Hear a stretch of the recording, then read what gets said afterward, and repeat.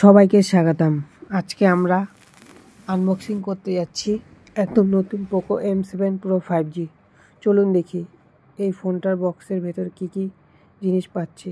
এই দামে পোকো আবার কি নতুন সারপ্রাইজ দিয়েছে সেটা আজকে ভিডিও জানবো। প্রথমে পাচ্ছি ফোনটা খুব সুন্দর ও প্রিমিয়াম লুক, খুব সুন্দর ডিজাইন। এখানে আছে একটা কভার, চার্জার, USB Type-C, কেবল সব কিছু একদম ঠিকঠাক। ফোনটা হাতে নিয়ে প্রথম ইমপ্রেশন একদম প্রিমিয়াম লুক দিচ্ছে। তাহলে এই ছিল পোকো M7 Pro 5Gর আনবক্সিং।